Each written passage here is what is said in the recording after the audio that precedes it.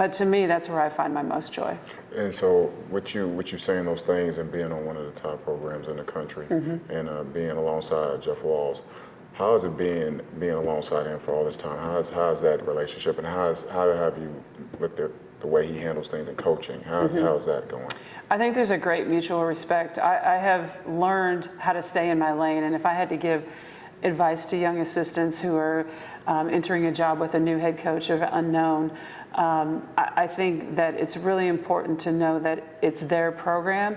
But what Jeff has done has enabled all of us to make it feel like it's also our program. So we're personally invested. It matters to each of us assistants how things look, how things are done, how things are organized, and he's empowered us. And so I love that I get to be a part of something where I know I have a big impact in what my role is, and he identifies that.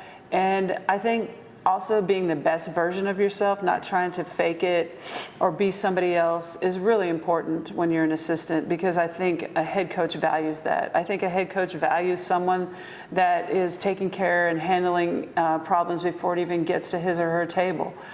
So that's kind of how I thought of it when I got into it, is I want to treat this as if I was the head coach. So I want to caretake as if I was the one calling all the shots, because it matters that much to each one of us. And so it's been a perfect marriage for us, because, I'm able to throw out some perspectives of different ideas, and he's willing to listen. And so I love that partnership, and I haven't left. I've been here the entire time. Yeah. And so to me, happiness matters, winning matters. I'm not interested in chasing the money or chasing a title. It's not going to make me think I'm any less of a coach or mentor or a recruiter if I don't have a tombstone that says head coach on it.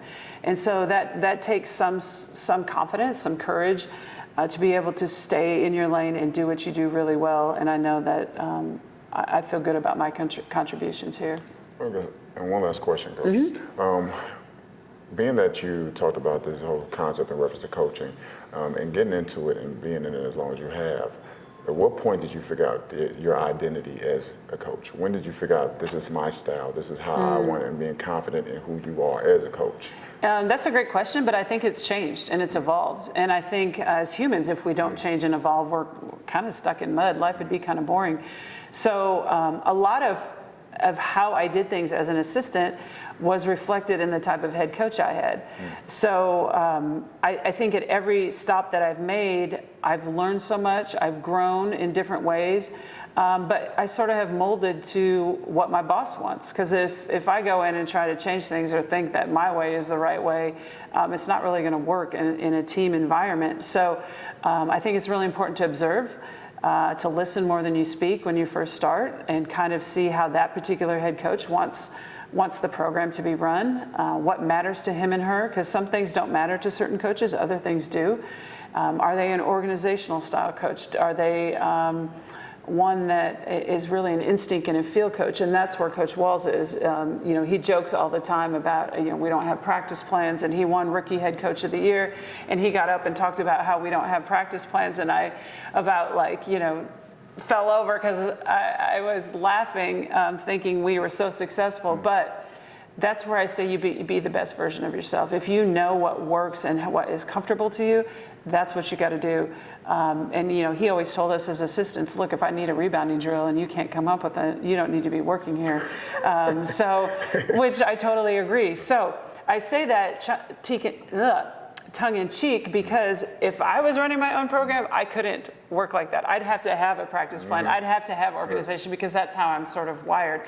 So that's why I say I've evolved at every different stop, and have to do what matters most to that head coach. And I think it's our responsibility to figure that out, or make sure that that's verbalized so that we can match what our head coach wants. And that's really what I've tried to do, is be the best support.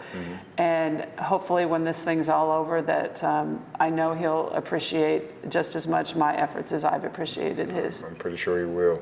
Well, Coach, I thank you for those answers. And what we're going to do now, we're going to go downstairs and go down to the board and just work on some X's and O's and talk about some things on the board and see about some concepts, okay? I love it. Let's do it. All right, thank you. No problem. All right.